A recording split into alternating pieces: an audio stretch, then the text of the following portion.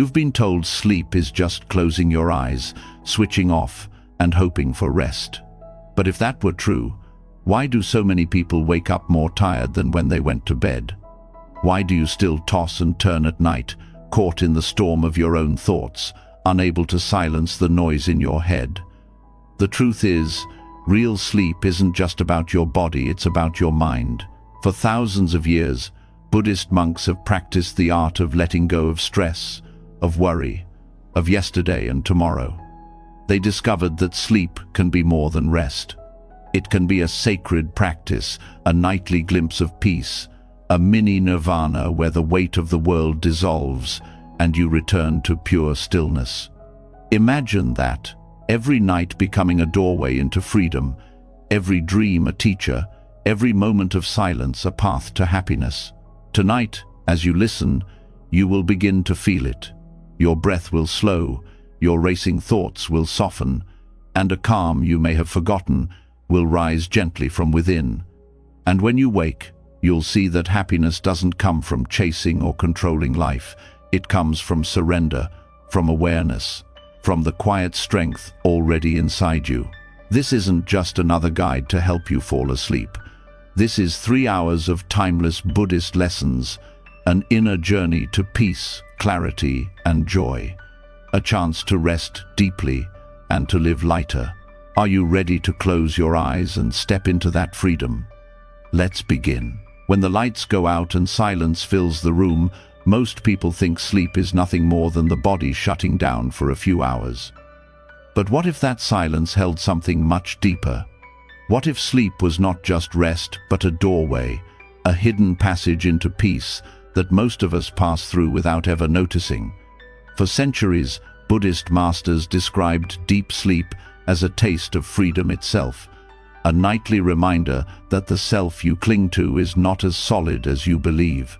Tonight, we step into that mystery. In the Buddhist tradition, self-awareness is not a luxury, it is the ground beneath every step. Without awareness, life becomes a blur of habits, worries, and restless chasing. With it, even ordinary moments glow with meaning. When monks looked at sleep, they did not see wasted hours or emptiness. They saw a natural glimpse of what happens when the ego dissolves. In waking life, the I feels constant. I think, I plan, I want, I fear. Yet in deep sleep, that whole identity disappears, and still life continues. Breathing continues. The heart continues. Consciousness, in a quiet form, remains. To the monks, this was proof that the ego is not the core of who you are. Think of how radical that realization island. You spend your days defending your image, building your identity, fearing loss, craving approval, chasing goals. But in the deepest layers of sleep, none of that exists.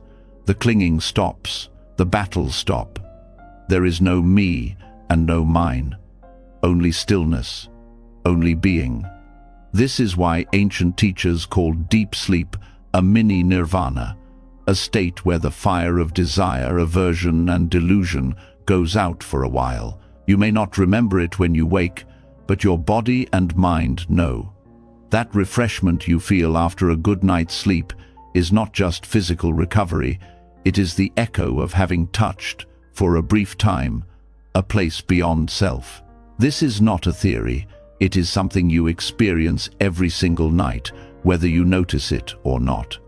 What makes the Buddhist view so transformative is the invitation to bring awareness to what is usually unconscious. Instead of treating sleep as dead time, you begin to see it as a practice, a teacher, a reminder. Self-awareness here means pausing before bed to reflect, who is it that will dissolve tonight? The face in the mirror, the story in your mind, the endless worries, they all drop away. And yet, you remain. That insight softens fear.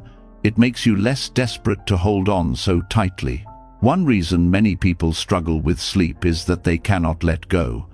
They lie in bed, still clutching the day, still carrying unsaid words, unfinished tasks, unresolved emotions. But the body cannot rest while the mind is gripping so hard. The Buddhist approach says, rest begins with release. To release, you must be aware of what you are holding. Self-awareness is the torch that shows you where the tension hides. You notice the jaw clenched, the shoulders heavy, the thoughts circling like vultures, and by seeing them, you begin to soften. Awareness is gentle. It does not demand, it does not scold. It simply sees. That simple act of seeing without judgment is itself the doorway to rest. When you notice a thought instead of becoming trapped in it, it loses its weight. When you notice your breath instead of fighting with it, it steadies naturally. This is how monks could sit quietly for hours, resting deeper than sleep itself, simply by watching the mind without clinging. For you, the practice begins in bed, in the quiet moments before you drift off. Instead of trying to control the mind, you observe. Instead of forcing rest, you allow. Science now confirms what Buddhists discovered long ago. Awareness changes the brain. Neuroscientists speak of the default mode network, the region tied to self-referential thinking. It is most active when you are worrying, replaying the past, or fantasizing about the future. In meditation and in deep, dreamless sleep, that network quiets down. The sense of I, me, mine fades. This is why rest feels so freeing. Your brain is literally stepping out of its own prison. But monks did not stop at describing this as biology. To them, the nightly vanishing of the self was a teacher of wisdom. If you disappear every night and return every morning, how real is this I you cling to? If it can vanish so easily, maybe it was never as solid as you thought. That realization does not make life meaningless. It makes it lighter. You stop carrying the ego like a heavy stone. You start moving through life with a softer grip, more willing to forgive, more willing to let things flow. This reframing of sleep changes how you approach the night. No longer is it a battle against insomnia, no longer a chore you endure. It becomes a sacred ritual, a return to truth.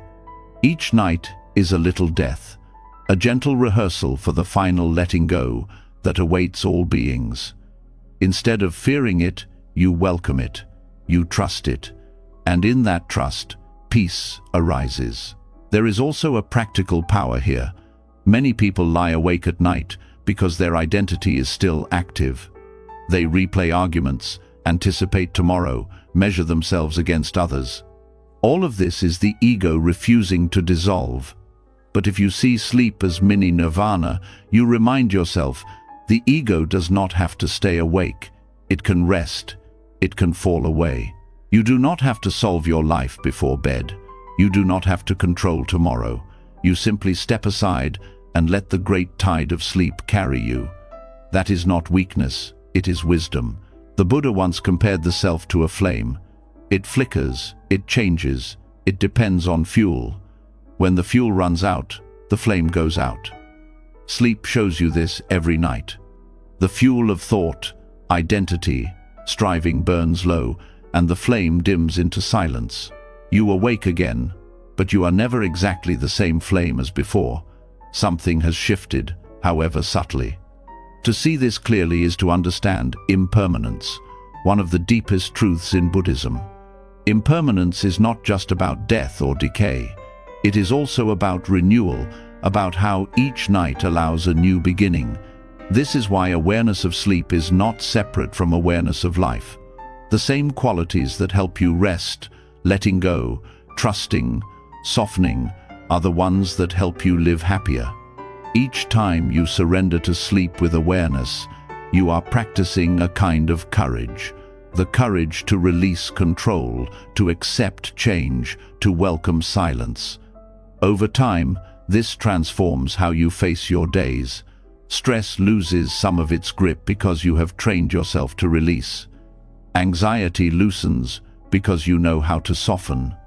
Self-importance fades because you see, again and again, that the self is not as fixed as you once believed. For those who suffered with insomnia, this teaching is particularly liberating. The usual approach is to fight, to count, to control, to wrestle the mind into stillness.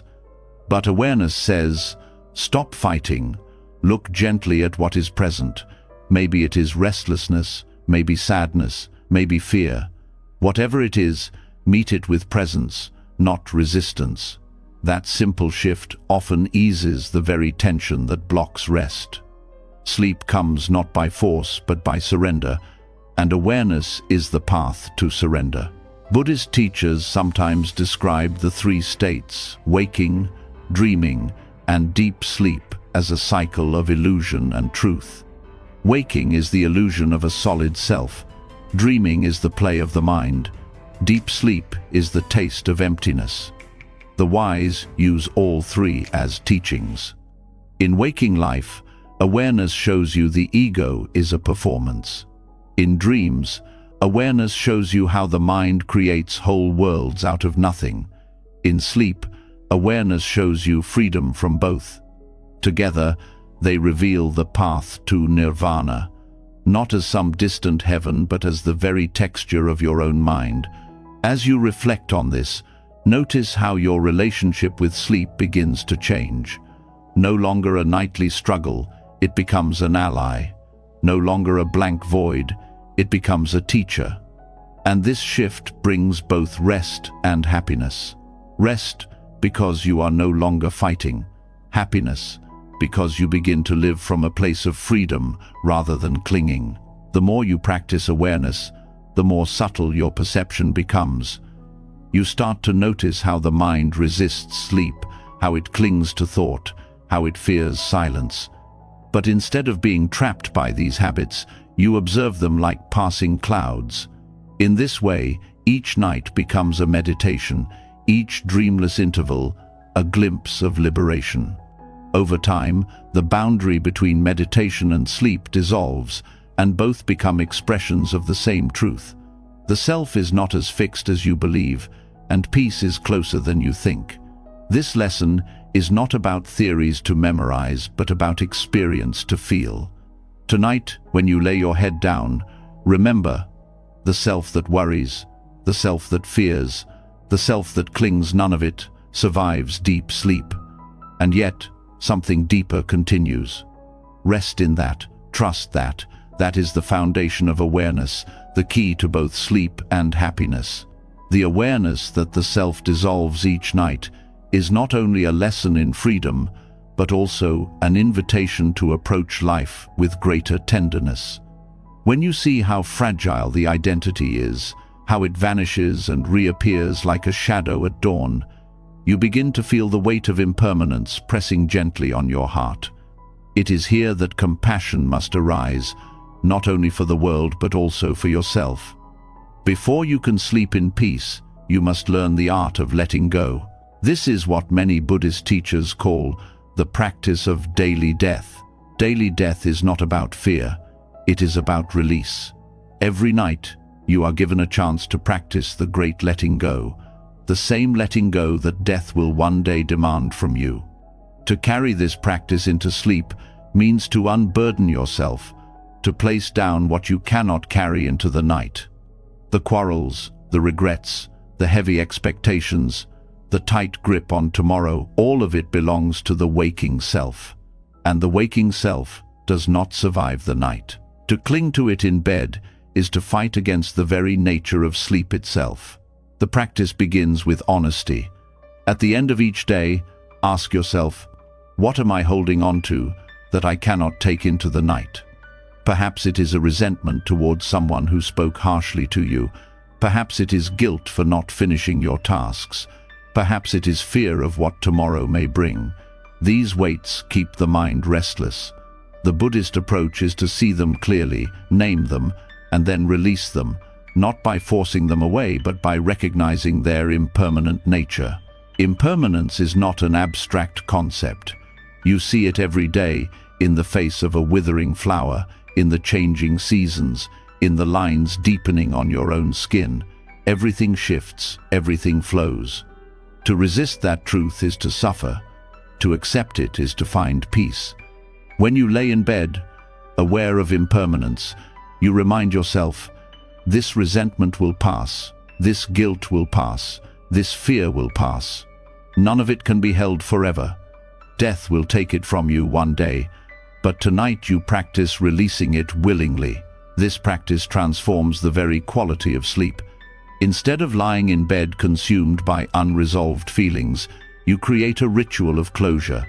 Some people use prayer, some use journaling, some sit quietly in reflection.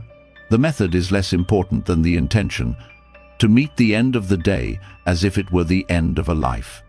To look back with honesty, to acknowledge what has been done, to forgive what remains unfinished, and to rest in the knowledge that everything dissolves. Compassion begins here. Without compassion for yourself, letting go becomes harsh, almost like a punishment.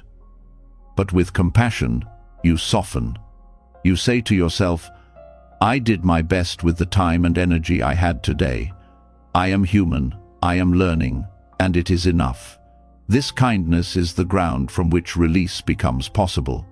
Without it, you cling to perfection, to the need to be more, do more, control more. But the self that enters sleep cannot carry those burdens. Self-compassion is what allows the hand to finally unclench. Buddhist teachers often encouraged reflection on death, not to create fear, but to create clarity. When you remember that your days are numbered, the petty worries shrink. That harsh comment from a colleague, that delayed payment, that undone chore, they lose their power. What remains is what matters: kindness, honesty, presence. This same clarity can be brought to your nightly practice. Before sleep, remember, if this were the last time I close my eyes, what do I need to release? That question alone can clear the mind more deeply than hours of tossing and turning. There is also a practical wisdom in practicing daily death. Many people carry unresolved conversations in their minds. They replay words again and again, sharpening their own suffering. But when you see the day as finished, as gone forever, you no longer rehearse the past. You treat it as a story already ended. This frees the nervous system, which no longer has to brace for battles that are already over. The body rests when the mind stops pretending it can rewrite the past. Sleep, in this sense, is not just rest. It is forgiveness. Forgiveness of yourself for being imperfect, forgiveness of others for not meeting your expectations, forgiveness of life for not bending to your will. Every night is a chance to forgive, to loosen the knot of resentment that tightens throughout the day. Without this, sleep is shallow, troubled by dreams of conflict. With forgiveness, sleep becomes a surrender into peace. Compassion also means recognizing your own limits. So many people drive themselves with endless tasks, endless goals, as if life were a race to be completed. But when you view the night as a daily death, you see that every day must be complete in itself. The list will always remain unfinished. The work will always spill into tomorrow. To rest requires admitting this truth and treating yourself with kindness despite it. Instead of berating yourself for what was left undone, you give yourself permission to lay it down. In that act, compassion flows naturally. This practice of daily death also shifts your relationship with control. Much of your stress comes from trying to manage what is beyond you. You plan, you calculate, you imagine countless outcomes. But death shows you that all control is temporary. Each night, you rehearse this lesson: control is an illusion. The future unfolds whether or not you grip it tightly. By releasing control at night, you prepare yourself to meet the morning with greater calm. Instead of clinging to plans, you learn to meet what comes. This flexibility is one of the deepest forms of compassion you can offer yourself. Some people fear the thought of death, but this nightly practice transforms that fear into trust. Death is no longer a terror but a teacher. You see that letting go does not end you, it frees you. Each morning you rise renewed, lighter for having laid down your burdens. This rehearsal lessens the ultimate fear, so that when the final night comes, it is not a stranger but a familiar friend. The practice of daily death makes you more alive, more grateful, more awake to the present, because you no longer take tomorrow for granted. To live this way is to weave compassion into every layer of your being. Compassion for the part of you that strives, compassion for the part that fails, compassion for the part that fears. Each night you embrace them all, and then you release them. This is not denial but wisdom. The recognition that clinging to what fades only multiplies suffering. Letting go is the highest kindness. Practical rituals can support this. Some choose to light a candle at night, watching the flame as a reminder of the day burning down. Others write down their worries on paper and place them aside, symbolically handing them to the night. Some recite verses of gratitude, acknowledging the gifts of the day before letting them pass. These acts are not superstitions but skillful means, anchors for the mind to recognize the day's ending. Each one reinforces the truth. This chapter is finished. Now it is time to release. Daily death also reshapes how you view relationships. Every night, you recognize that you cannot control how others see you, what they think, or how they act. The anger, the misunderstandings, the longing, all must be let go with the setting Sunday. This does not mean you stop caring. It means you stop demanding that life conform to your desires. In this release, relationships become lighter, less entangled, more rooted in genuine care rather than control. Compassion extends outward because you are no longer clinging to your own script. When sleep comes after this letting go, it carries a different quality. The dreams are less troubled, the body rests more deeply, and the mind awakens with clarity. You do not wake with the heaviness of unfinished arguments or unprocessed fears. Instead, you rise like someone who has been reborn, because in a way, you have. Daily death is not a loss, it is a rebirth into presence. The wisdom of impermanence becomes not only a teaching, but a lived experience. Each night you practice, each morning you awaken, you are reshaping your relationship with life itself. You begin to see that happiness does not come from clinging, from control, from finishing every task. Happiness comes from the freedom to let go, from compassion for yourself in your imperfection, from trust in the flow of life. This is why monks practiced reflection before bed, often chanting verses that reminded them of death. Not as a morbid ritual, but as a reminder to live fully, to release what no longer serves, to rest without regret. In this way, their sleep became meditation, their nights became as meaningful as their days. You too can adopt this practice, not by retreating to a monastery, but by turning your bedroom into a space of release, a place where the day is allowed to end with dignity. The practice of daily death is the highest expression of self-compassion. To release is not to abandon yourself, but to honor yourself. To let go of anger, guilt, or fear is not weakness, but wisdom. It is a recognition that your heart deserves rest, that your mind deserves peace, that your body deserves stillness. By treating each night as a sacred rehearsal, you give yourself the gift of freedom again and again. And in this freedom, both sleep and happiness blossom naturally. Letting go before sleep is not the end of the journey. It is the beginning of another path that unfolds in the hidden hours of the night. When the body rests and the conscious mind loosens its grip, a different kind of world opens. This world is not bound by the rules of waking life. It bends, it shifts, it surprises. For many, dreams feel like nonsense or random noise, but to Buddhist practitioners, dreams are not accidents.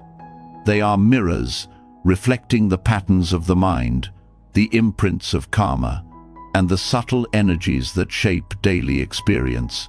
To treat them as meaningless is to overlook one of the most profound teachers available to us. Dreams reveal the truth of how the mind works when it is free from the mask of daytime control. In waking life, you edit yourself. You hide certain emotions, you suppress impulses, and you pretend to be more stable than you really are. But at night, When the conscious gatekeeper relaxes, the mind speaks in images, stories, and emotions that rise from deeper layers.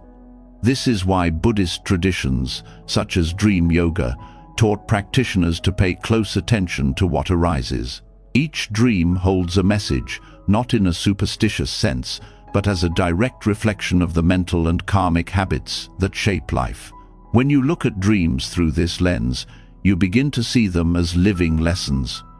A dream of running from something can point to fears you deny in daylight. A dream of conflict may reveal unresolved anger. A dream of loss may expose attachments that weigh heavily on the heart. The images may be strange, but the emotions are precise. This is the Dharma of dreams. They show you what you most need to see, often in ways that bypass the intellect. In Buddhist teachings, karma is not fate. It is the momentum of past actions and choices. Every thought, word, and deed leaves an imprint, and these imprints ripple through the mind. Dreams are one way these imprints surface. If you have lived with kindness, your dreams often carry lightness. If you have been consumed by greed or fear, your dreams can become tangled, heavy, even nightmarish. In this way, dreams become feedback, showing you the shape of your karma in real time. To dismiss them is to throw away a mirror that could reveal how to grow. Dream yoga developed as a way to use this mirror consciously.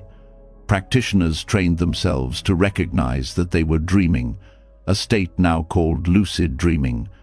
But unlike modern lucid dreaming practices, the goal was not to control the dream or seek pleasure. The purpose was awareness. To see the dream as dream, to rest in the recognition that all experiences, whether waking or sleeping, are constructed by the mind. This insight cut directly to the heart of Buddhist wisdom. Everything is impermanent. Everything is empty of fixed identity. Everything arises and passes through causes and conditions.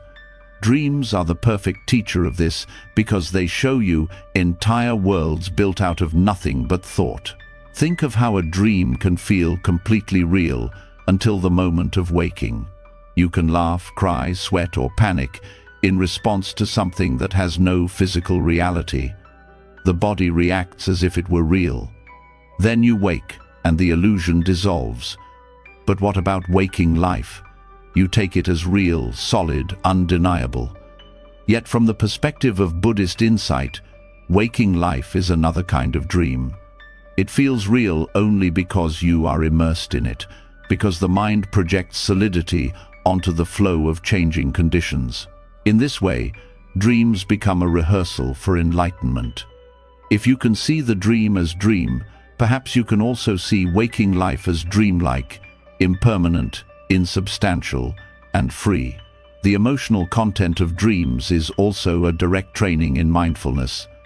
A nightmare that floods you with fear can show you where fear hides in your daily life. A joyful dream can reveal what nourishes your heart. By reflecting on these experiences upon waking, you cultivate self-knowledge. The practice is not to obsess over symbols or to force fixed meanings onto every image, but to feel the emotional tone and connect it to the patterns of thought and action in daily life. In this way, dreams become teachers of both wisdom and compassion. Compassion grows when you realize that the struggles in your dreams are often the same struggles others face in waking life. If you wake from a dream of fear, you know what fear feels like in its raw form. This helps you understand others who live with fear each day. If you wake from a dream of longing, you understand the ache of desire that drives so many choices. By recognizing these states within yourself, even in dreams, you expand your ability to connect with others without judgment. Dreams also reveal how much of your suffering is self-created. You can dream of being trapped in a room, terrified, until you wake and realize there was no prison at all. How many times in waking life do you feel trapped by circumstances, only to later see that much of it was your own mind's creation? Dream practice helps you catch this earlier. When you realize how easily the mind can construct entire worlds, you become less attached to the solidity of your waking troubles. This does not mean dismissing them, but meeting them with a lighter heart. Some Buddhist texts describe dreams as the play of consciousness when freed from the senses. During the day, the mind is tied to sight, sound, taste, touch, and smell. At night, these inputs are silent, and the mind turns inward. What arises then are the deeper imprints of thought and karma. By paying attention, you begin to map the hidden architecture of your mind. You see which habits are strong, which desires return again and again, which fears never rest. This awareness is not meant to depress you, but to guide you. It shows you where to place your practice, where to cultivate compassion, where to let go. There is a discipline in approaching dreams this way. Upon waking, instead of rushing into your day, you pause. You reflect on what the night revealed. You notice not only the story, but the feeling it left behind. Did you wake with a sense of peace or agitation? Did the dream expose an attachment you were unaware of? Did it reveal kindness, cruelty, or confusion? Each observation is a lesson. In this way, your sleep becomes as much a part of practice as meditation or study. Even nightmares, often dismissed as disturbances, are teachers. They show you what the mind resists. They bring shadow material into the open. Instead of fearing them, you can learn to meet them with compassion. If you are chased in a dream, perhaps in waking life you are running from a truth within yourself. If you lose something precious in a dream, perhaps you are clinging too tightly in life. Meeting these lessons with curiosity instead of fear transforms nightmares into guides. Over time, this approach to dreams reshapes how you see reality itself. You stop dividing life into useful and useless, real and unreal. You begin to see that everything waking or dreaming is a display of mind, an opportunity for awareness. This dissolves the boundary between night and day. Sleep is no longer just a break from living, but an extension of the path. Dreams are not interruptions, but instructions. The practice of dream awareness also strengthens mindfulness in waking hours. If you can train yourself to recognize the dream state, you sharpen the skill of noticing thoughts and emotions as they arise in daily life. The moment you see this is only a thought, you gain freedom. Just as recognizing a dream as dream frees you from its grip, recognizing a thought as thought frees you from unnecessary suffering. This is the bridge dream yoga offers, from nighttime awareness to daytime liberation. Dreams also serve as a reminder of the mystery of consciousness itself. Despite centuries of study, no scientist or philosopher can fully explain why dreams arise or why consciousness persists at all. In Buddhist thought, this mystery is not a problem to be solved, but a wonder to be embraced. Each dream is a glimpse into the boundless creativity of mind, the endless ways it can weave worlds.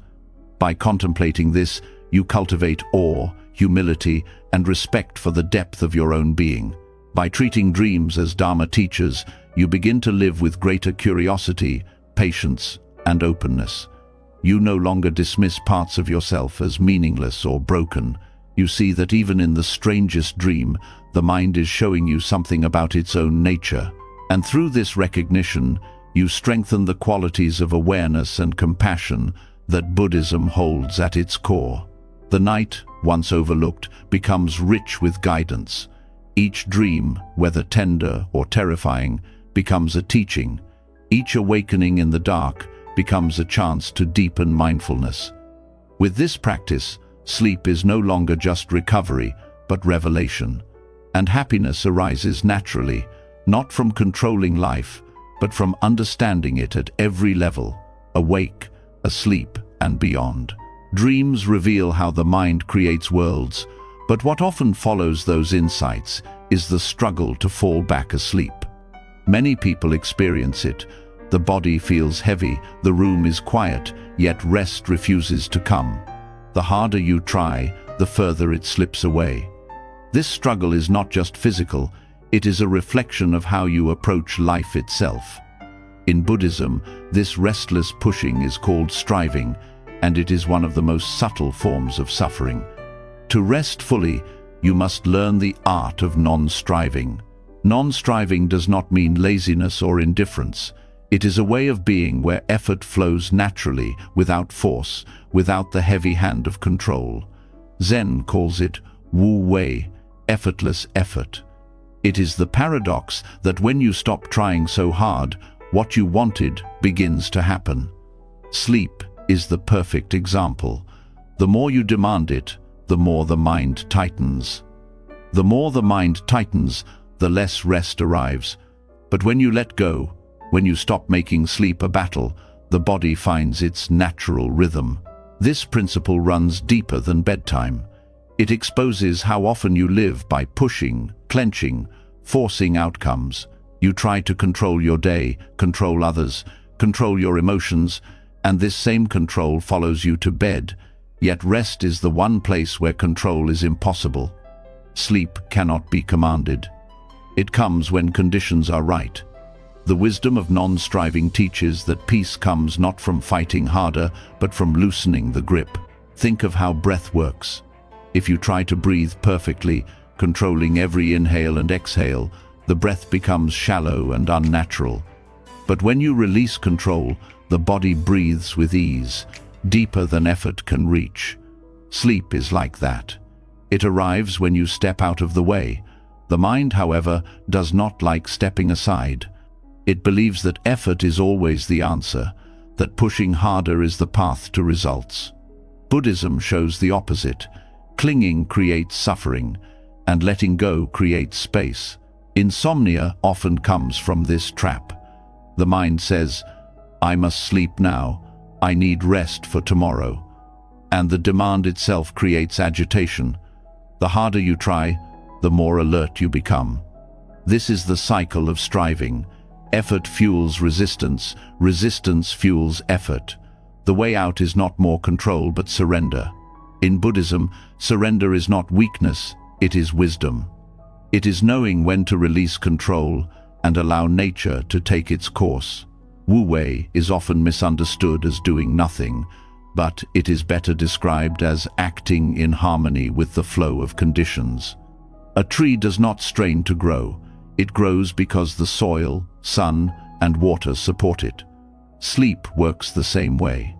If the body is nourished, the mind softened, and the heart released, rest appears. The effort is not in forcing sleep, but in preparing the conditions gently and then allowing.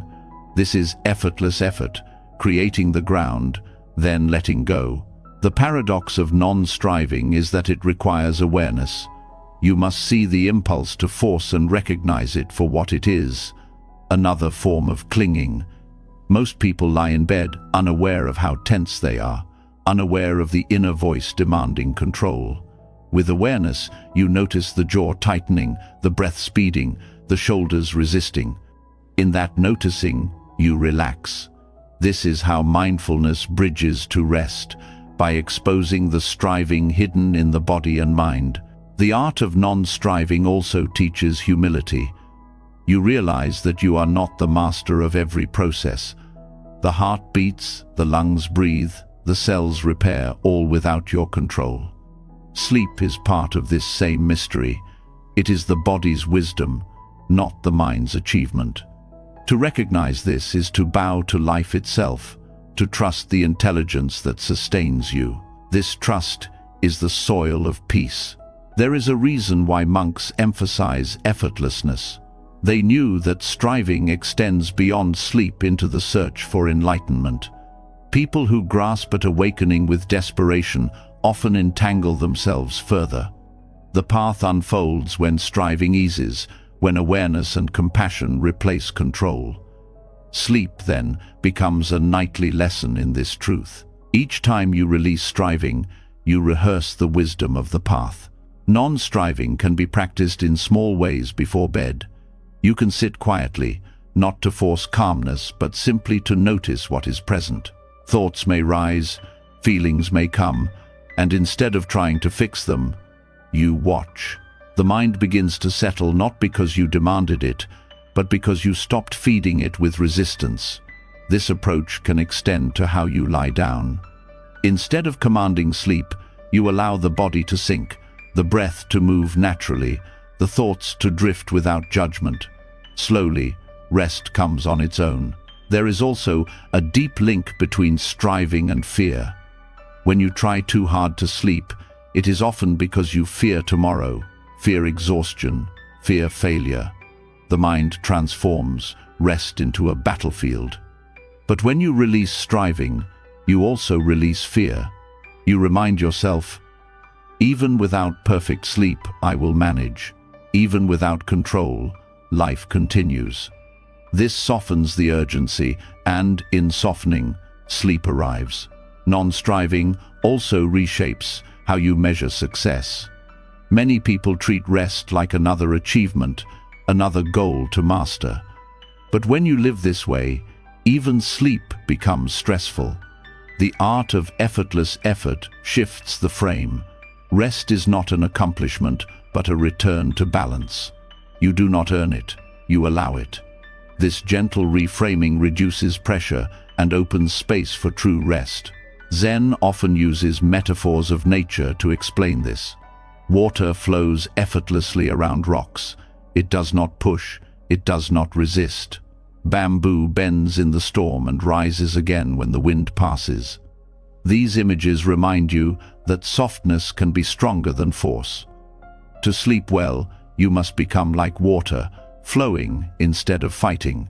You must become like bamboo, yielding instead of breaking.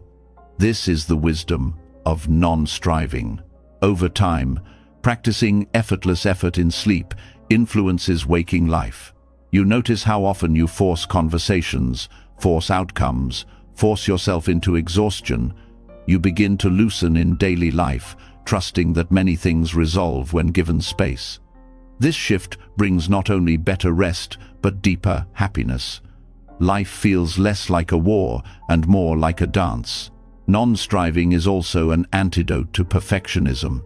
The belief that you must perform even in rest, that you must sleep flawlessly, is another chain. To break it, you accept imperfection. Some nights will be restless, some sleep will be shallow, and that is part of the human condition. By embracing imperfection, you free yourself from the anxiety that blocks rest. Ironically, in accepting less, you often receive more. There is also a spiritual depth in non-striving. By surrendering the need to control, you align with the deeper rhythms of existence. You see that life unfolds beyond your command, and in that recognition, a profound peace arises. Sleep becomes more than rest. It becomes communion with the mystery that sustains all things. When you lie awake, struggling, remember this teaching. The very act of struggling is the barrier. The cure is not to try harder, but to soften. The art of non-striving is to meet rest as a guest, not a prize.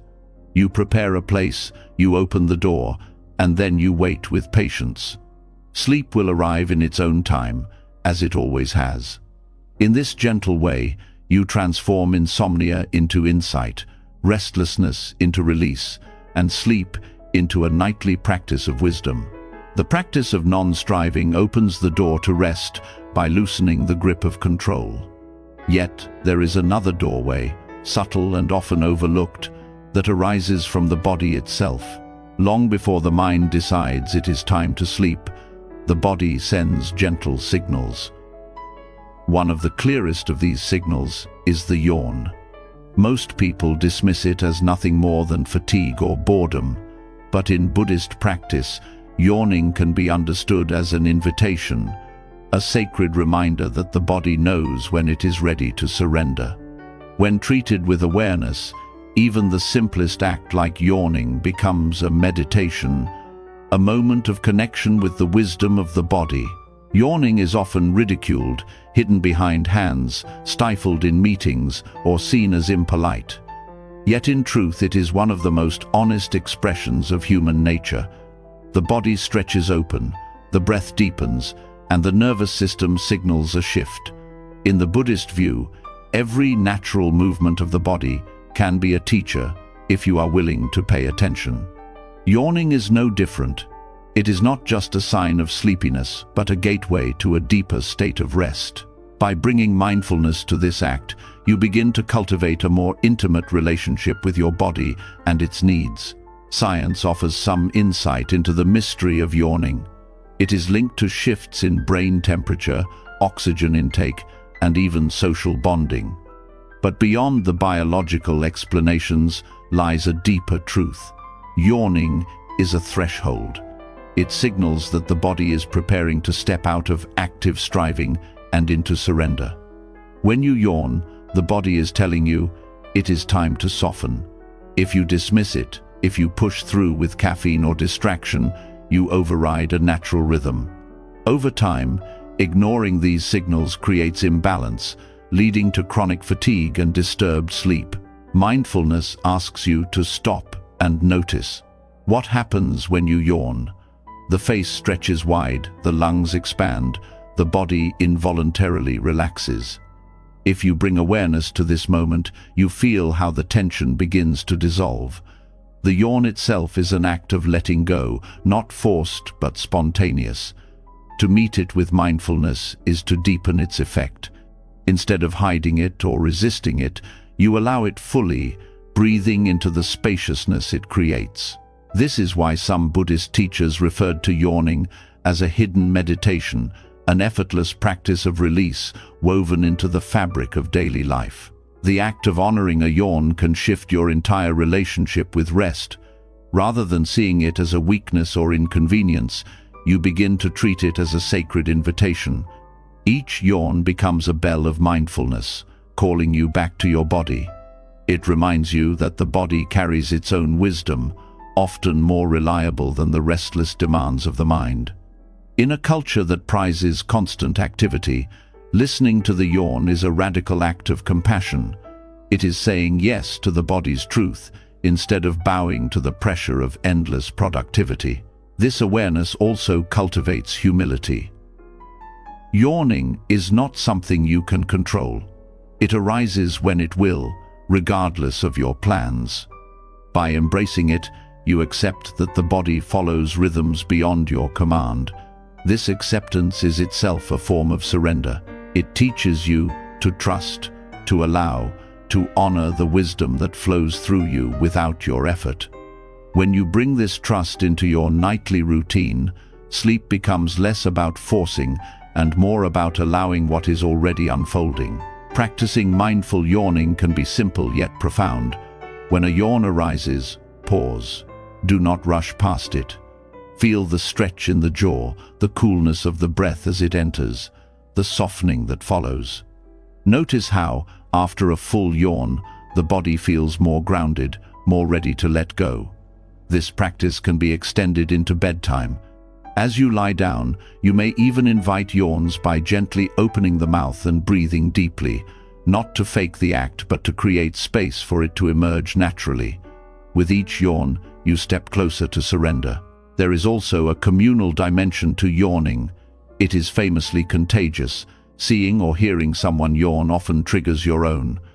Rather than treating this as a quirk, Buddhist practice might see it as evidence of shared humanity.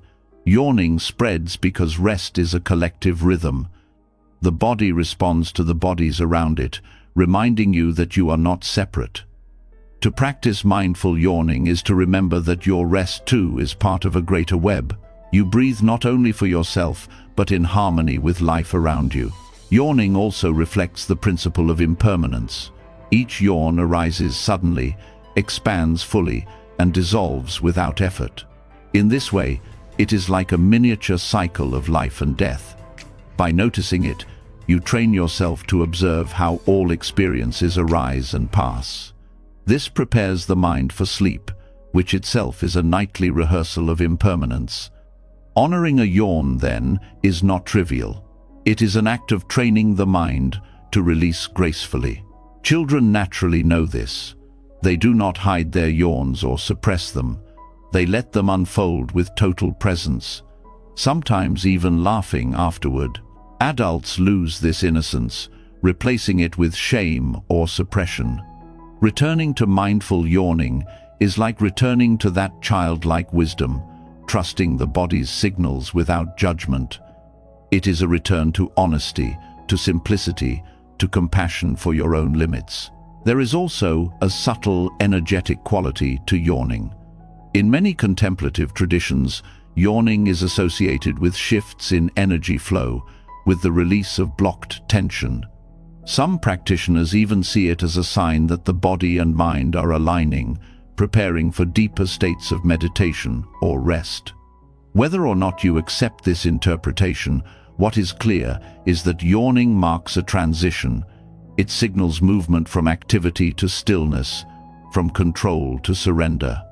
By treating it with mindfulness, you allow that transition to deepen, carrying you more easily into rest. In daily life, yawning can become a reminder to pause. Even outside of bedtime, a sudden yawn may be the body's way of saying it needs a breath, a moment of release. Instead of reaching for another cup of coffee or forcing more productivity, you can use the yawn as a bell of awareness. Close your eyes for a moment, breathe, and let the body reset. This not only improves rest at night but also brings more balance to your waking hours. The practice of mindful yawning also teaches gratitude. Each time the body guides you toward rest, you have an opportunity to thank it. Gratitude turns even the smallest gesture into a gift. To thank the body for yawning is to recognize its wisdom, its care for you, its constant work to keep you balanced. Gratitude softens resistance and deepens the sense of compassion that is central to Buddhist practice. When approached with mindfulness, yawning ceases to be ordinary. It becomes extraordinary in its simplicity, a gateway hidden in plain sight, offering you a chance to align with the natural rhythms of life. By honoring it, you honor yourself. By following it, you move closer to the rest you seek. It is not through effort but through attention, not through control but through surrender, that this subtle gateway opens fully. The art of resting well is not built only on grand practices or long meditations. Sometimes it rests on the smallest gestures, the breath, the posture, the yawn. To recognize these cues and treat them with reverence is to live in harmony with the body and the mind. And when this harmony deepens, rest comes not as a struggle but as a natural unfolding. Each yawn, honored and received, carries you further along the path of release, until sleep itself arrives as the most natural surrender of all. Yawning shows the body's natural wisdom, guiding you gently toward surrender. When you honor that cue, the nervous system relaxes and the gateway to rest opens wider. But the body's signals are only part of the journey. The heart and mind also need care before sleep can deepen into true peace. If the heart is heavy with resentment, fear, or loneliness, the body may yawn, but rest will still resist. This is why ancient Buddhist teachings offer the 4 Brahma-viharas qualities of the awakened heart as nightly companions. When practiced before bed, they soften the mind, ease anxiety, and protect sleep from nightmares. The first is loving kindness, the steady wish for yourself and others to be well. To cultivate this before sleep is to wrap your mind in warmth rather than worry. Instead of rehearsing tomorrow's problems, you silently repeat phrases of goodwill. May I be safe, may I be at ease, may I rest in peace tonight. Then you extend it outward to loved ones, to strangers, even to those you struggle with. This gentle radiance changes the atmosphere of the mind. Neuroscience shows that such practices calm the amygdala, the brain's fear center, lowering anxiety. But beyond biology, the practice prepares your dreams. When the last thoughts of the day are kind ones, the night is less likely to bring terror. Instead, rest is guarded by benevolence. Compassion is the second quality. Where loving kindness offers goodwill, compassion responds to suffering. At night, the mind often replays mistakes or pain. Instead of pushing these away, compassion allows you to hold them gently. You acknowledge your own struggles without judgment, offering yourself care rather than criticism. This is vital because harshness toward yourself keeps the mind restless. Compassion softens the grip of self-blame, creating the conditions for release. Extending compassion outward is equally powerful. Many monks would fall asleep by reflecting, "Just as I suffer, countless beings suffer. May they all find relief." This broadening of perspective shrinks the prison of self-concern, replacing it with a tender awareness of the shared human condition. Dreams that rise from such a heart carry less loneliness, less violence, more connection. The third Brahmavihara is joy, but not the fleeting joy of achievement or possession. It is sympathetic joy, the ability to delight in the happiness of others. At night, instead of envying or comparing, you celebrate. You recall someone else's success, a child's laughter, a friend's good news, and you let that gladness fill you. This practice counteracts the envy and bitterness that often poison rest. The heart that rejoices easily is a light heart, one that sleeps without the burden of comparison. Even the body responds. Joy releases endorphins and balances hormones, supporting deeper cycles of rest. On the path of dream yoga, joy is also seen as protective. A joyful mind produces dreams that uplift rather than disturb. The final quality is equanimity. This is the balance that keeps the other three from turning into attachment or exhaustion. Loving kindness without equanimity can become clinging. Compassion without equanimity can become overwhelm. Joy without equanimity can become craving. Equanimity steadies them all. To cultivate it before bed is to remind yourself, things change, people come and go, the day has ended. You let go of the need to control outcomes. This balanced acceptance prevents the mind from grasping at tomorrow's uncertainties. Equanimity at night is like a blanket over the fire of the mind. It allows the flames of agitation to cool into glowing embers of calm. When these four qualities are woven into a nightly ritual, they transform the experience of sleep. Instead of entering the night burdened with unresolved emotions, you enter with a heart that has been cleansed. You drift off not in conflict but in peace. Buddhist texts often describe the Brahmaviharas as divine abodes, states of dwelling that elevate the heart. To fall asleep in such an abode is to rest in heaven, even while still alive. Nightmares are less likely because the mind is not seeded with violence or fear. Anxiety lessens because equanimity tempers desire and worry. The heart rests easier when it has been bathed in kindness. Practicing these meditations does not require hours. Just a few minutes of reflection is enough to shift the inner landscape. Some people repeat traditional phrases. Others visualize offering light or warmth to others. Some simply breathe and let these qualities arise naturally. The method matters less than the sincerity. What matters is that the final impressions of the day are wholesome, not tangled. In Buddhism, the state of mind at the moment of sleep influences the state of dreams. By practicing the Brahmaviharas, you shape your dreams toward clarity and compassion. There is also a karmic dimension. Each night is not only a preparation for rest, but also for tomorrow's life. By planting seeds of kindness, compassion, joy, and equanimity at night, you nourish tendencies that blossom during the day. This continuity deepens practice. The heart trained at night is more resilient in daylight. Sleep and waking life begin to support each other in a cycle of peace. These meditations also strengthen the bond between self-compassion and compassion for others. If you practice only kindness toward others but neglect yourself, rest will remain shallow. If you care only for yourself but close your heart to others, rest will be restless. The Brahmaviharas balance both directions. They teach that care must flow in all directions, inward and outward, without discrimination. This balance is especially healing at night, when the boundaries of self loosen. To fall asleep with a heart that embraces both self and world is to rest in wholeness.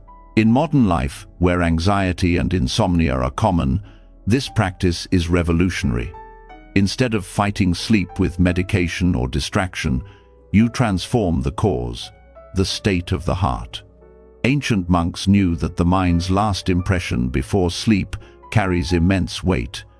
They deliberately ended the day with these meditations, ensuring that the night carried the fragrance of peace. This is not superstition, but psychology at its deepest. What you feed your heart becomes the climate of your rest. When nightmares do arise, the Brahma Viharas offer tools for response. Waking from fear, you can extend compassion to yourself, calming the heart. You can send kindness to the figures in the dream, seeing them as aspects of your own mind. You can rejoice in the simple fact of awakening, that the terror has passed. And you can steady yourself with equanimity, remembering that dreams are transient and empty. In this way, even nightmares become part of the practice, transformed into opportunities for the awakened heart. The beauty of this teaching is its accessibility. Anyone can practice it. You do not need advanced training or years of meditation experience. You need only sincerity and attention. Each night, as you prepare for bed, instead of scrolling through screens or worrying over tomorrow, you pause, you turn inward, you open the heart, and you rest in these 4 divine qualities. Over time, this becomes as natural as brushing your teeth. Sleep is no longer only physical repair, but also spiritual nourishment. In this way, the Brahma Viharas reveal themselves as more than meditations. They are medicines. Medicines for the restless mind, for the anxious heart, for the soul burdened by conflict. To end the day with them is to close the book of the day with grace, leaving no unfinished sentences. You enter sleep with a clear heart, and in that clarity, rest blossoms. Through loving kindness, you bathe the night in warmth. Through compassion, you soothe the wounds of the day. Through joy, you open to delight even in darkness. Through equanimity, you release control and surrender to peace. Together, they form a ritual that transforms sleep from a struggle into a sanctuary. And when you awaken, it is not only with a rested body, but with a heart renewed, ready to meet the world with the same qualities you carried into the night. When the heart has been softened by kindness, compassion, joy, and balance, sleep becomes lighter and dreams less troubled. Yet even with the purest intentions, there will be nights when rest does not come. The body turns, the mind circles, and the clock seems louder with every passing minute. Many people grow angry or fearful in these hours, thinking something is wrong with them, believing that wakefulness at night is a failure. But Buddhism offers another path. Instead of fighting wakefulness, you can transform it. Nighttime restlessness does not need to be an enemy. It can become a teacher. And one of the most direct ways to do this is through mindful walking. Walking meditation is one of the simplest yet most profound practices in Buddhism. Unlike seated meditation, which focuses on stillness, walking meditation uses movement as its anchor. Each step becomes a breath, each stride a chance to come home to the present. For someone restless at night, this practice is especially healing. The body that resists stillness often welcomes gentle movement. By walking mindfully, you soothe both muscles and mind, turning sleeplessness into an opportunity for awareness. The first step is to reframe restlessness. Instead of labeling it insomnia or a problem, see it as energy that needs to be guided. In Buddhist thought, suffering arises not from what happens, but from the resistance to what happens. When you fight wakefulness, you add a second layer of pain, anger, anxiety, frustration. When you accept it and choose to walk with it, the tension begins to dissolve. The practice is not about forcing sleep, but about using wakefulness as a chance to deepen mindfulness. To practice walking meditation at night, You do not need a large space. A hallway, a small room, even a few steps back and forth are enough. The key is attention. You place one foot on the ground with awareness, feeling the contact, the weight, the shift of balance, then the next. Breath flows naturally with each step. The mind anchors itself in the rhythm of movement. What was once a prison of tossing and turning becomes a sanctuary of gentle motion. There is a natural calming effect in this practice. Movement helps release the physical tension that often builds during restless nights. Muscles soften, the breath deepens, and the nervous system shifts from alertness to ease. But beyond biology, the practice carries spiritual depth.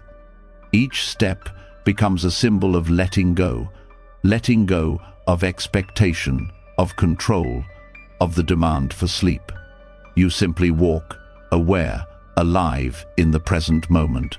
Some Buddhist teachers describe walking meditation as planting seeds with your feet. Each step lays down the intention of peace, of patience, of compassion. At night, when the world is quiet, this intention feels especially powerful. You are not merely pacing in frustration, you are cultivating the ground of your mind. In this way, sleeplessness becomes sacred. The practice also shifts your relationship with time. Restless nights often feel unbearable because you are counting hours, worrying about the morning. Time becomes an enemy, but in walking meditation, time dissolves. There is no rush, no deadline, only step after step. By entering this timeless rhythm, you remove the pressure that fuels insomnia. The night is no longer wasted, it becomes practice. Mindful walking also reveals the truth of impermanence. No step is the same as the one before.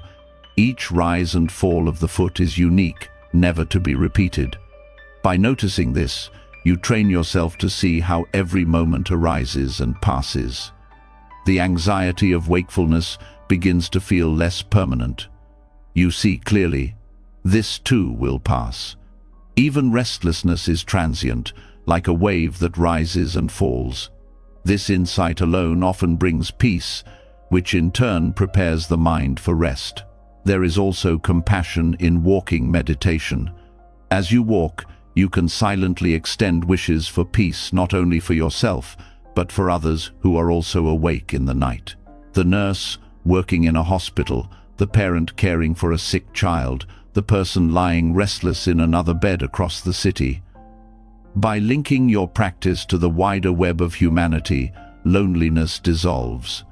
You see that your wakefulness connects you to others, and in wishing them well, your own burden lightens.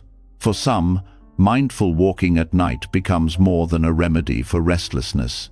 It becomes a treasured ritual. The silence of night, the absence of distractions, makes awareness sharper. Every sound, every sensation feels vivid. The creak of the floor, the coolness of the air, the rhythm of the breath, these details draw you into intimacy with life. What once felt like a curse becomes a gift, a time of deeper connection. Over time, this practice changes how you view sleeplessness altogether. Instead of fearing it, you begin to see it as another doorway to mindfulness. You no longer dread waking in the night. You know that if rest does not come, practice awaits. This trust removes the anxiety that feeds insomnia. Ironically, by no longer demanding sleep, you make it more likely to arrive. When the body feels safe, when the mind feels steady, rest often follows naturally after walking. Walking meditation also aligns with the body's rhythms. At night, the nervous system often carries the residue of the day, arguments, stress, screens. Movement helps discharge this energy. By walking slowly and mindfully, you give the body a way to process and release. When you return to bed, you do not carry the same weight. The ground beneath your feet has absorbed some of it, leaving you lighter. The practice can also be adapted. Some prefer silent walking, focusing only on the contact of foot and floor. Others pair it with breath awareness, synchronizing steps with inhalation and exhalation. Some integrate phrases such as peace with this step or release with this breath. Each adaptation carries the same essence, turning wakefulness into mindfulness. For those who fear the long nights, this practice restores agency.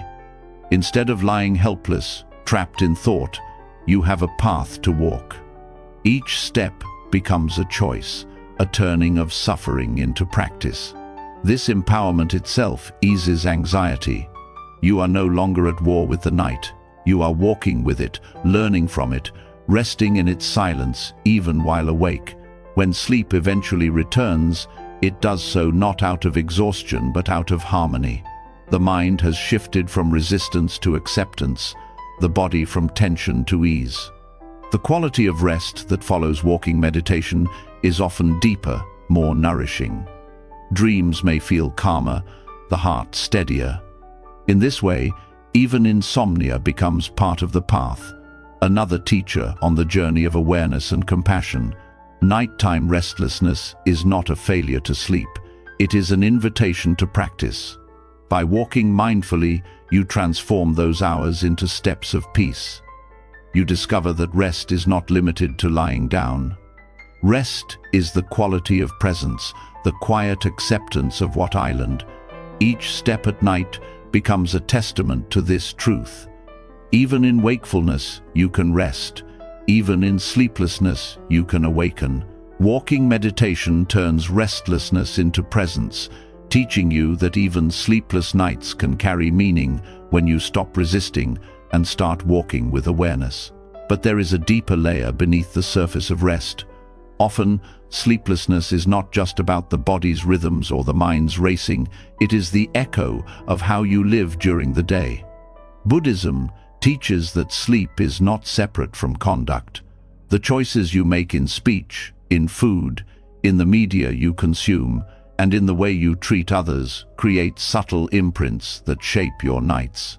This is what can be called karmic detox, the cleansing of daily residue through mindful living so that sleep comes naturally, unhindered by the weight of unexamined actions. Karma is not a mysterious punishment from the universe, but the simple law of cause and effect. Every word spoken, every action taken, and every thought entertained leaves an imprint on the mind. These imprints resurface when you are quiet, and the night is when they often appear most strongly. If your day has been filled with harsh speech, hurried consumption, and restless distraction, the mind will carry those impressions into bed. You may find yourself restless, haunted by echoes of arguments, overstimulated by media, or heavy from indulgence. The body may crave rest, but the mind resists because it has not been purified. Sleep hygiene, in this Buddhist sense, goes far beyond brushing teeth or dimming lights. It is about how you live from morning until evening. Ethical living is sleep hygiene. Speaking truthfully, avoiding gossip, practicing restraint, these are not only moral guidelines but practical foundations for peaceful rest. When your words do not harm others, they do not rebound as inner conflict at night. The heart rests easier when it is not carrying guilt or hidden shame. A mind free from unnecessary harm slips more naturally into stillness. The food you eat also shapes sleep. Heavy, greasy, or excessive meals late in the day burden the body. Overindulgence disturbs the subtle rhythms needed for rest. In monasteries, meals are often taken earlier, not only for discipline but because the body rests more easily when digestion is not overworked at night. Mindful consumption is not deprivation, it is compassion for the body's limits. By choosing lighter, nourishing foods in the evening, you honor the body's need for balance. When the body feels light, the mind follows. Media consumption is another form of intake often overlooked. What you watch, read, and listen to leaves impressions as surely as food does. Violent images, endless scrolling, anxious news. These feed the mind in ways that linger long after the screens go dark. When you try to sleep, the echoes replay as restless thoughts or unsettling dreams. Buddhist discipline emphasizes guarding the senses, not to withdraw from life, but to protect the clarity of the mind. By choosing what you consume with care, you detoxify the heart. Just as you would not drink poison before bed, you can learn not to feed your mind with toxins that disturb rest. This karmic detox is not about perfection, but about awareness. The question is not whether you have consumed too much or spoken harshly, but whether you recognize the effects. Awareness allows adjustment. If you notice your heart is heavy from unkind words, you can practice forgiveness before bed. If you feel overfull from food, you can breathe deeply, acknowledge the body's work, and resolve to care more gently tomorrow. If you are overstimulated by media, you can pause, allow silence, and give the mind time to settle. Each step is an act of compassion, cleansing the residues of the day so they do not follow you into the night. Ethical living also extends to relationships. Resentments carried into the night become knots in sleep, surfacing as conflict in dreams or restlessness in the body. The practice of reconciliation, speaking honestly, forgiving quickly, softening grudges, acts as karmic hygiene. When you close the day without heavy grudges, the night becomes lighter. This is why many Buddhist teachers encouraged resolving conflicts before sleep, not letting anger harden overnight. To detox the heart is to protect the sanctuary of rest. Mindful consumption of time also plays a role. Filling the day with endless activity, never allowing pauses, creates a residue of restlessness that surfaces when you finally lie down. The nervous system, overstimulated, cannot simply switch off. By balancing activity with moments of stillness throughout the day, you prevent the buildup of this agitation. Walking slowly, breathing consciously, taking pauses, these small acts accumulate into a calmer night. Rest is not something you achieve only at bedtime. It is woven into the way you live each hour. There is a karmic link between compassion and sleep. When you act with kindness, when you live with integrity, the mind trusts itself. It does not need to replay conversations or question motives. This trust is the bedrock of rest. Conversely, when your actions are harmful or careless, the mind resists sleep. It circles, reviews, defends itself, trying to justify or erase what was done. This agitation is not punishment. It is the natural consequence of inner conflict. Ethical living clears the mind's conscience, creating space for stillness to settle naturally. Buddhist monastic codes highlight this connection. Monks and nuns keep strict precepts not only for spiritual progress, but also because a disciplined life produces peace. Simplicity in possessions, moderation in eating, honesty in speech, these create a lightness of being that supports deep rest. The same applies in ordinary life. Simplicity, moderation, and honesty are not lofty ideals, but practical ways to prepare the body and mind for sleep each night. The practice of karmic detox before bed can be structured as a gentle ritual. Reflect on the day's actions.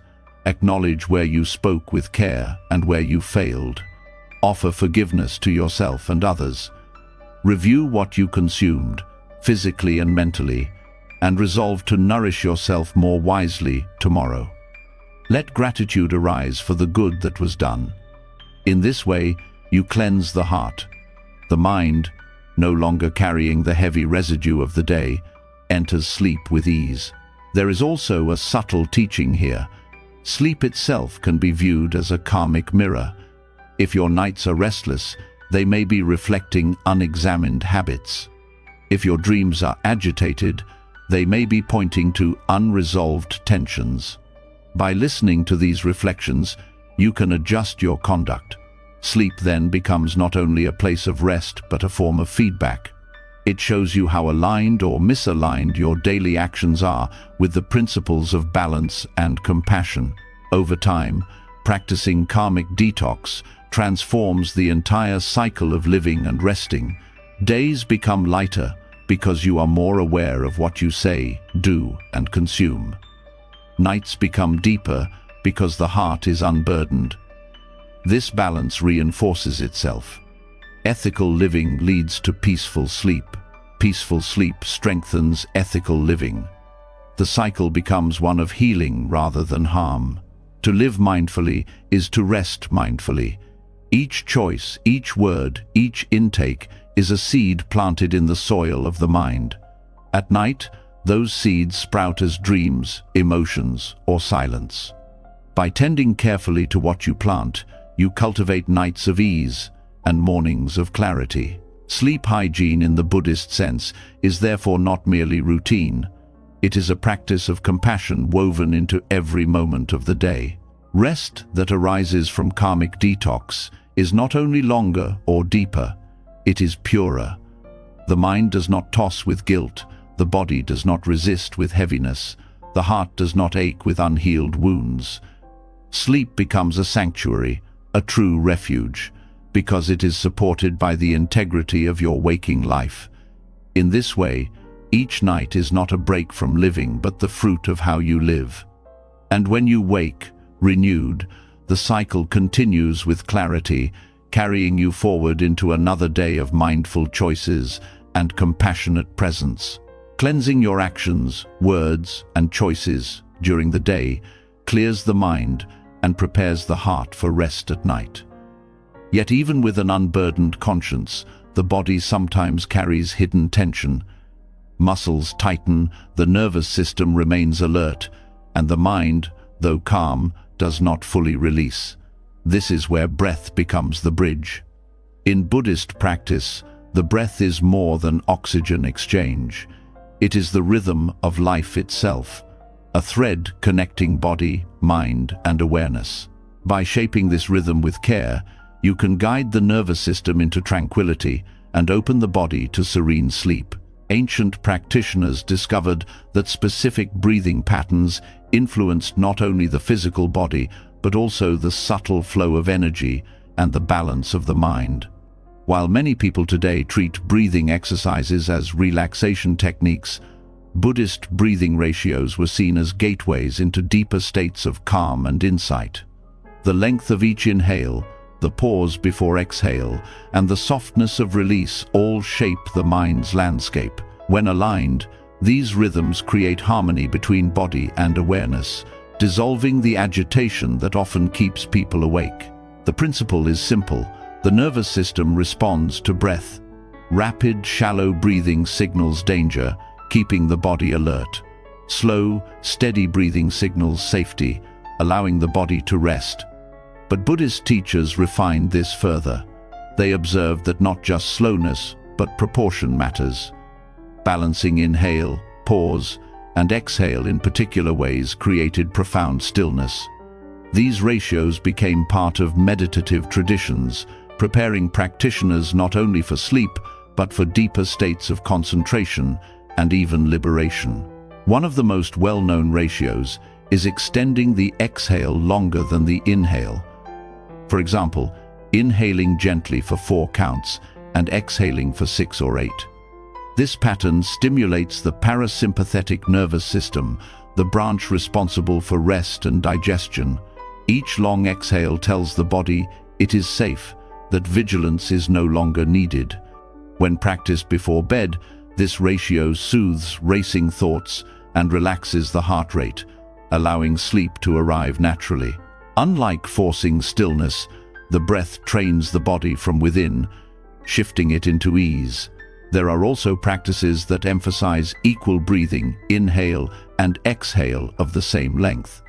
This symmetry creates balance, stabilizing the mind. In Buddhist teachings, balance is essential. Too much effort leads to strain, too little to dullness. Equal breathing reflects this middle path. When practiced with awareness, it harmonizes inner energies, making the transition from wakefulness to rest smoother. This pattern is especially helpful when the mind feels scattered, restoring equilibrium before surrendering to sleep. Another ratio involves pauses, gentle spaces between inhale and exhale. These pauses are not forced holding but moments of stillness, like resting at the top of a wave before it falls. In Buddhist meditation, these gaps are precious. They reflect the silence beneath constant activity. Bringing awareness to these pauses before bed trains the mind to rest in stillness rather than chasing thoughts. Even a brief pause can reset the nervous system, offering a taste of the spacious calm that leads naturally to sleep. These breathing practices also connect to the understanding of energy channels, or prana, in Buddhist and yogic traditions. The breath is seen as the carrier of subtle energy, shaping how mind and body function. Agitated breathing scatters energy, steady breathing collects and centers it. At night, this centering is crucial.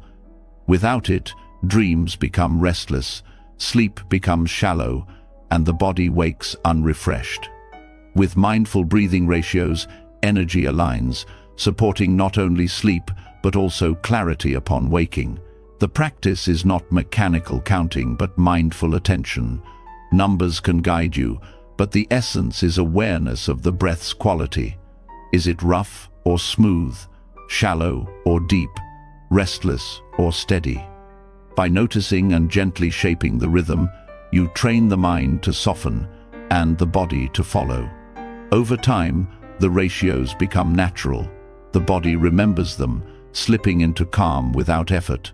This is why monks emphasize daily breathing practice, not as an isolated exercise, but as a lifelong habit of aligning breath and awareness. The effects of these breathing ratios extend beyond the night. Practicing them regularly conditions the nervous system to remain calmer throughout the day. Anxiety lessens, emotional reactivity decreases, and resilience strengthens. Sleep then becomes part of a greater cycle. Calm days support restful nights. Restful nights support calm days. This continuity reflects the Buddhist insight that there is no separation between moments. Each breath carries the seed of the next. Breathing ratios also carry symbolic depth. Inhaling represents receiving life. Exhaling represents letting go. By lengthening the exhale, you practice release of control, of tension, of clinging. Each breath becomes a rehearsal of impermanence, teaching you that holding is temporary and release is natural. This lesson, practiced night after night, shapes not only sleep, but the way you meet life. You become more willing to let go of worries, conflicts, and desires, because your very breath has trained you in release. Some practitioners combine breathing with visualization. With each inhale, they sense peace entering. With each exhale, they release heaviness or agitation. This layering of awareness deepens the effect, transforming the act into meditation. At night, this can be especially potent. As the mind weaves images easily in the dark, pairing breath with wholesome imagery cleanses the subconscious, preparing the ground for gentle dreams. What makes these ancient breathing practices powerful is their accessibility. They require no tools, no environment, only awareness. Whether lying in bed, sitting quietly, or even standing in a dim room, you can begin.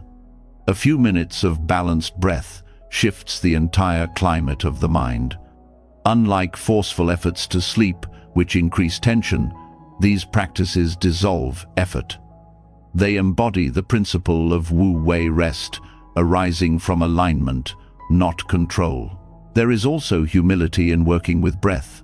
You realize that life itself is carried by something so simple, so constant, yet so overlooked. Each breath is both fragile and sustaining, a reminder of impermanence and continuity. By honoring it before sleep, you turn the most ordinary act into sacred practice. This reverence transforms the night. Instead of collapsing into exhaustion, you enter sleep consciously, carried by rhythms that connect you to centuries of practice. Over time, the Buddhist breathing ratios become second nature. You no longer need to think about counts or techniques. The body finds its way into tranquility. Sleep becomes smoother, not as an escape, but as a continuation of mindful living. And when you awaken, the residue of practice remains, a mind steadier, a heart lighter, and a body attuned to balance. Through breath, you detoxify not only the body, but also the mind's agitation. Through rhythm, you align with the deeper currents of life. And through mindful practice, you discover that the key to serene sleep has always been carried in the rise and fall of each breath, waiting for your attention. In this way, the night becomes a temple, and the breath its prayer, leading you gently into the sanctuary of rest. The breath, steady and balanced, quiets the nervous system and lays the ground for rest. Yet even when the body is calm, the mind often keeps speaking. Thoughts rise like waves, circling again and again. Memories, worries, unfinished conversations, predictions about tomorrow. This mental chatter is one of the deepest obstacles to sleep. The body may be ready to let go, but the mind insists on rehearsing its stories.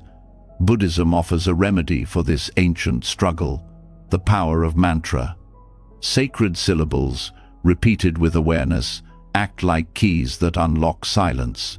They dissolve agitation in the subconscious and invite the mind to rest in sound rather than in chaos. A mantra is not magic in the sense of superstition. Its power lies in rhythm, vibration, and focus. When the mind is restless, it clings to words and thoughts. By offering it a single word, a phrase, or a sound to repeat, you give it a channel. Instead of scattering across endless concerns, the mind gathers around one steady rhythm. Over time, this repetition silences the loops. The sound becomes a lullaby, not for children, but for the wandering mind. In Buddhism, mantras carry both meaning and energy. Some are phrases expressing compassion, wisdom, or surrender. Others are seed syllables, sounds that are said to resonate with the deepest layers of consciousness. Regardless of form, their purpose is the same: to bring the mind home. Before sleep, when mental noise is loudest, mantra becomes a bridge into stillness.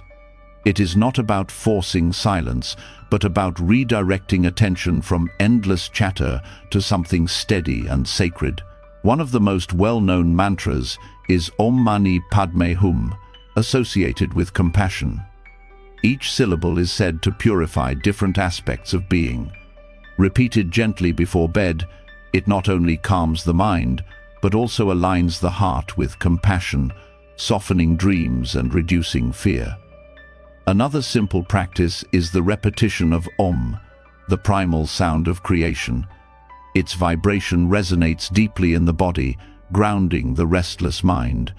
Even without spiritual associations, the steady rhythm of repetition calms the nervous system, much like a lullaby sung by a parent. The power of mantras lies not only in sound, but in intention. When you chant, you are not merely repeating syllables, you are planting seeds. If the seed is compassion, the night carries compassion. If the seed is peace, the night carries peace. The subconscious, which often drives dreams and restlessness, absorbs these seeds. Instead of random chatter shaping your inner world, deliberate words guide it. This is karmic hygiene for the mind, choosing carefully what you feed it before surrendering to sleep. Mantra practice also reveals something about the nature of thought itself. When you repeat a phrase with full attention, you notice how other thoughts still try to intrude. At first they interrupt, pulling you into distraction. But with gentle persistence, the mantra holds steady. Slowly, the interruptions grow weaker, the gaps of silence grow longer. This teaches you firsthand that thoughts are not permanent storms but fleeting visitors. By anchoring in sound, you discover the mind's capacity for stillness. Chanting before sleep can be done aloud or silently. Aloud, the vibration resonates through the body, loosening tension in the chest and throat. Silently, it penetrates deeper into the mind, filling the space usually occupied by chatter. Both forms are effective. What matters is sincerity. The repetition should not be mechanical but heartfelt, as if each syllable is a doorway into peace. Over time, the mantra may continue even in dreams, guiding the subconscious into calmer states. There is also a physiological effect. Studies show that chanting slows the breath, lowers heart rate, and stimulates the vagus nerve, all of which support deep rest. The rhythm of sound aligns with the rhythm of breath, creating coherence between body and mind. When practiced regularly, this conditioning makes the transition to sleep smoother. The body begins to associate the mantra with rest, just as a child associates a lullaby with safety. Different mantras carry different qualities. Compassion mantras soften the heart. Wisdom mantras clear confusion. Protective mantras ease fear. Choosing one that resonates with your current need can make the practice more powerful. If you are anxious, a mantra of peace may help. If you are grieving, a mantra of compassion may soothe. If you are restless, a mantra of grounding may stabilize. This adaptability makes mantra practice not only ancient but timeless, suited to the struggles of any era. Over time, mantra practice reshapes the relationship with mental chatter. Instead of fearing thoughts or trying to suppress them, you learn to redirect them. Thoughts lose their power to dominate because you have given the mind a healthier rhythm to follow. This skill extends beyond night into day. When worries arise, you can return to the mantra, calming yourself in the midst of activity. Sleep becomes the training ground for a mind that is calmer in every circumstance. Chanting before sleep also connects you to lineage. For centuries, practitioners across cultures have used sound as a path to peace. By joining in this practice, you participate in a stream of wisdom greater than yourself. This sense of connection strengthens faith, which itself reduces anxiety. You are not alone in your restlessness. Countless beings have walked the same path, repeating the same sounds, finding the same silence. This perspective brings humility and comfort, softening the loneliness that often accompanies insomnia. Practical steps make the practice accessible. As you prepare for bed, sit comfortably or lie down. Choose a mantra that resonates. Repeat it slowly, in rhythm with the breath. Let the syllables stretch with each exhale, dissolving into silence. If the mind wanders, return gently to the sound. Continue until the mantra feels as if it is repeating itself, no longer requiring effort. At this point, sleep often arrives naturally, the mind carried into rest by rhythm rather than resistance. Mantras also influence dreams. Just as daily consumption shapes the subconscious, the words you repeat before bed plant seeds in the dream world. Repetition of compassion mantras may lead to dreams of helping others. Repetition of wisdom mantras may bring clarity in dream symbols. Even if no such dreams appear, the overall tone shifts. Nightmares lessen, anxiety softens, and dreams become more coherent. This is not superstition, but the natural result of feeding the subconscious wholesome patterns instead of agitation. There is a deeper teaching hidden in mantra practice. Over time, the sound itself dissolves. You may begin by repeating syllables, but eventually the repetition leads into silence. The mantra becomes a vehicle that takes you beyond words into stillness. This mirrors the Buddhist path itself. Teachings are guides, not ends. Mantras point the way, but ultimately dissolve into the silence they reveal. Sleep then becomes not just unconsciousness, but entry into a sacred quiet, where the self loosens and peace expands. The simplicity of the practice makes it easy to overlook, yet its effects are profound. Few other tools work so directly on the restless mind. Where effort fails, sound carries. Where thoughts multiply, mantra gathers them into one stream. Where silence feels unreachable, repetition bridges the gap. In this way, sacred syllables become more than sound, they become companions, carrying you from agitation into serenity. Mantras that dissolve mental chatter remind you of an essential truth. Peace does not always arise by silencing the mind directly. Sometimes it comes by giving the mind something steady and sacred to hold until it naturally releases its grip. Through this practice, sleepless nights become less threatening, and rest becomes a ritual of devotion.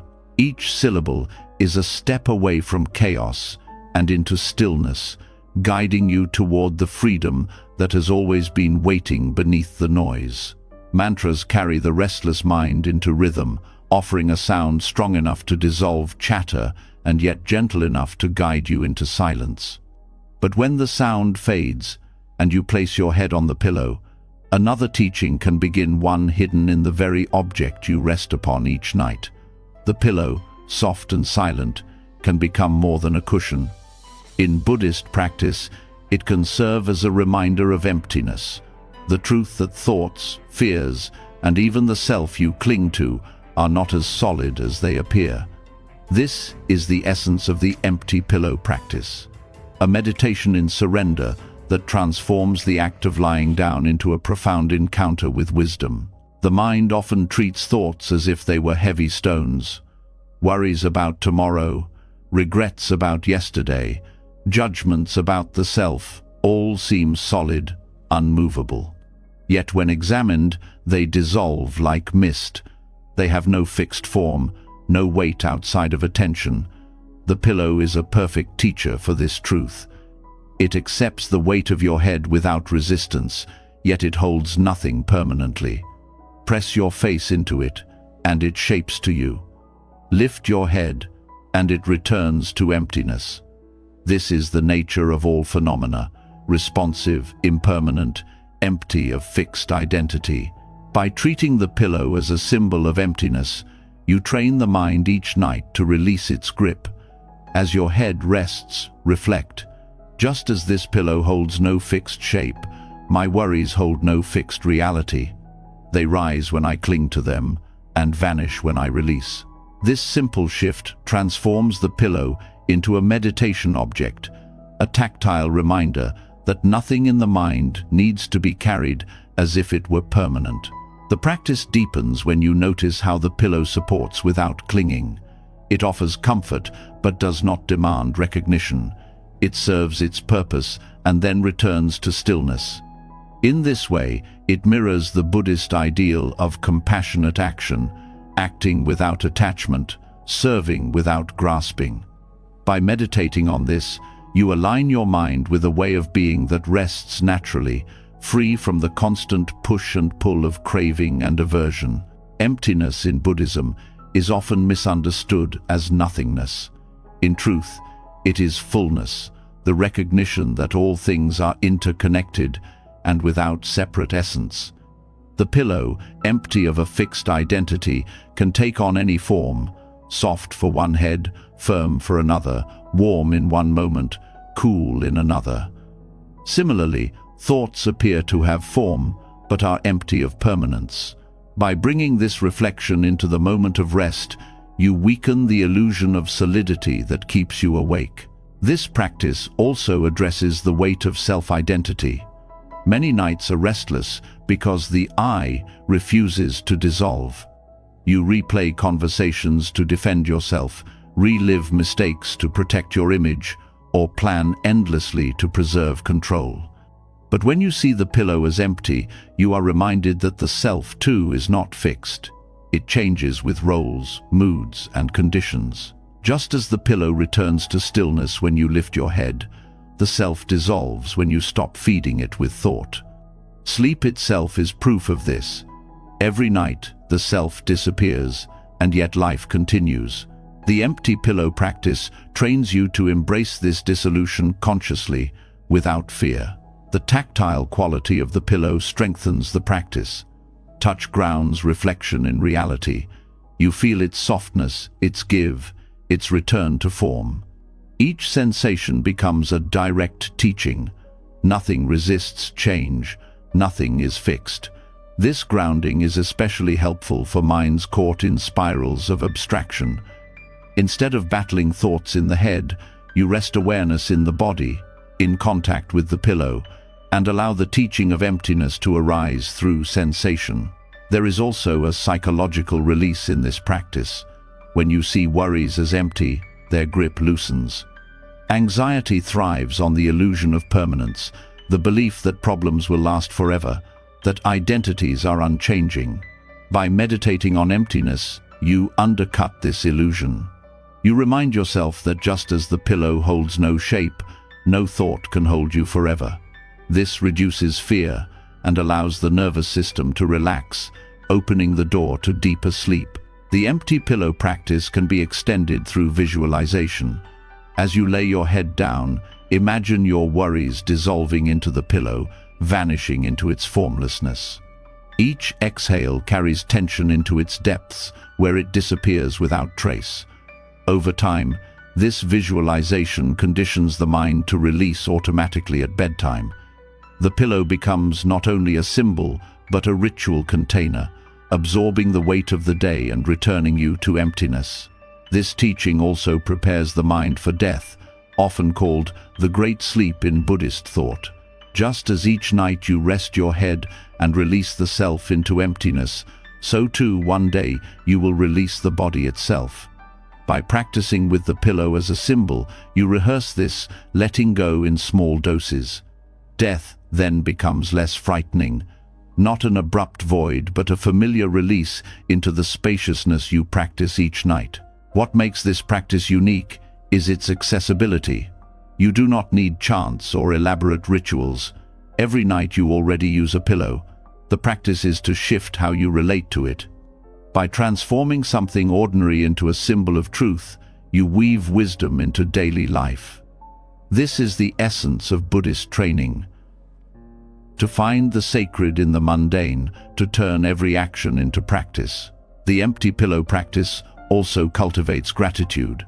Each night, as you reflect on its support, you may feel a sense of appreciation not only for the pillow but for all conditions that make rest possible: the bed, the roof above you, the countless beings whose labor contributed to your comfort.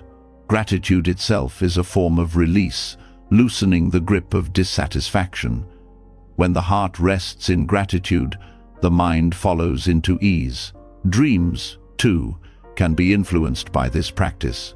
When you fall asleep with a mind attuned to emptiness, dreams become less entangled. Instead of nightmares of clinging or loss, the subconscious reflects spaciousness. Even if troubling dreams arise, you are more likely to meet them with equanimity, remembering the truth of emptiness within them. In this way, the pillow not only supports physical rest, but also shapes the inner world of dreams. Over time, the empty pillow practice reshapes your relationship with thought itself. You stop treating thoughts as unshakable truths and start seeing them as temporary shapes, like impressions left on a pillow that always return to emptiness. This insight ripples into waking life. Worries lose their sting, arguments lose their weight, and identity loosens. You become lighter, less burdened, more at peace. In the end, the practice is about trust, trusting emptiness, trusting impermanence, trusting the natural flow of release. Each night, as your head sinks into the pillow, you rehearse this trust. You remind yourself that nothing you carry is permanent, that everything dissolves, that emptiness is not to be feared but embraced. In this trust, sleep becomes more than unconsciousness. It becomes an entry into wisdom, guided by the softest of teachers, the empty pillow beneath your head. Resting your head on the pillow as a symbol of emptiness teaches you that nothing you carry is as solid as it seems. The weight of identity, the heaviness of thought, even the shape of worry dissolves when released into spaciousness. Yet emptiness is not cold or void. It opens the heart to fullness. Once the mind loosens its grip, it becomes ready to receive. What it receives in those last moments before sleep determines the flavor of the night and the freshness of the morning. This is where gratitude enters. Gratitude is not just polite acknowledgement. It is the deliberate turning of the heart toward appreciation, a reset of karma that cleanses the residue of the day and prepares the mind for deep rest. Buddhism places immense value on gratitude, not as a social courtesy, but as a practice that reshapes perception. Gratitude interrupts the mind's natural tendency to fixate on lack, on what went wrong, on what remains unfinished. Left unchecked, this tendency fills the night with regret and anxiety, making rest difficult. Gratitude flips the lens, directing attention toward blessings rather than burdens. Each act of contemplation becomes a release, dissolving the emotional weight of the day. By practicing gratitude at night, you ensure that what lingers in the subconscious is light, supportive, and life-affirming. This karmic reset works because gratitude is both an antidote and a generator. It is an antidote to resentment, jealousy, and fear states of mind that create agitation and disturb rest. It is a generator of joy, contentment, and compassion, qualities that harmonize the heart and calm the nervous system. By ending the day with gratitude, you seed the night with wholesome states, and those seeds sprout in dreams, in physiology, and in the way you greet tomorrow. The practice can be simple. Before sleep, pause and reflect on 3 things you are grateful for. They do not need to be grand. They can be as small as a meal that nourished you, a kind glance from a stranger, or the comfort of a blanket. What matters is the sincerity of the recognition. Each acknowledgement is like cleansing dust from the heart. Over time, this nightly reflection becomes a ritual of purification, clearing away the day's grime so you can rest in clarity. Gratitude also alters the body's chemistry. Neuroscience shows that genuine feelings of appreciation release dopamine and serotonin, neurotransmitters linked to calmness and happiness. This biological shift supports deeper sleep, reducing the agitation that often keeps people awake. In this way, gratitude becomes medicine, emotional, spiritual, and physiological. The Buddha spoke of wholesome states leading to wholesome results, and here the connection is direct. A grateful mind creates restful nights. There is a karmic dimension as well. In Buddhist thought, the state of mind at the moment of sleep influences the state of consciousness carried forward, not only into dreams, but into the next day, and ultimately into the next life. Ending the day with bitterness plants seeds of bitterness. Ending with gratitude plants seeds of peace. Each night becomes an opportunity to reset the trajectory of karma, steering it toward compassion and contentment. Gratitude is not only about feeling good in the moment, but about shaping the entire path of becoming. Gratitude is also deeply relational. Much of human suffering comes from forgetting interdependence, from clinging to the illusion of independence. Gratitude restores awareness of connection. Reflecting on the food you ate, you remember the farmers, the soil, the rain, the countless hands that made it possible. Reflecting on the shelter you rest in, you recall the laborers, the architects, the community that sustains it. Each acknowledgement softens the sense of isolation. This recognition is profoundly soothing at night, when loneliness often sharpens. Instead of drifting into sleep feeling alone, you drift into sleep feeling held by the web of life. Nightly gratitude also strengthens forgiveness. When you appreciate what you received, it becomes harder to fixate on grievances. A heart full of appreciation cannot simultaneously be full of bitterness. If anger arises, gratitude offers perspective. Yes, someone may have hurt you, but countless others supported you. This balance reduces the sting of pain and allows the heart to rest without carrying grudges into dreams. The practice can be expanded into a structured meditation. Begin with gratitude for your body, the breath that continues, the heart that beats, the senses that serve you. Then extend to gratitude for people in your life, for teachers, friends, family, even strangers who brought small kindness. Finally, expand to gratitude for conditions themselves, the sun, the earth, the opportunity to practice. By widening the circle, you fill the heart with warmth that radiates outward. Falling asleep in this state is like being wrapped in light. For those who suffer from insomnia fueled by racing thoughts, gratitude provides a gentle anchor. Instead of battling to silence the mind, you redirect it to appreciation. Each grateful thought displaces a worry. The more sincerely you reflect, the less space remains for anxiety. Over time, the mind learns this pattern, naturally leaning toward gratitude at night rather than agitation. Sleep becomes not only easier, but sweeter, colored by appreciation rather than fear. Nightly gratitude also nurtures resilience. Life inevitably brings pain and uncertainty. But when gratitude is practiced regularly, the mind learns to see blessings even amid difficulty. This resilience carries into the night, protecting sleep from being overwhelmed by despair. A grateful mind can rest even in hardship because it still perceives what is sustaining and supportive. There is also beauty in the ordinariness of gratitude. It does not require rare conditions or elaborate rituals. It requires only attention. A single candle, the taste of water, the quiet of the night. Any of these can become the object of gratitude. This accessibility makes the practice powerful. No matter where you are, gratitude is available. By ending the day with it, you affirm that even in imperfection, life holds gifts. This affirmation brings a softness that welcomes rest. Dreams, too, reflect gratitude. A mind steeped in appreciation is less prone to nightmares. Instead,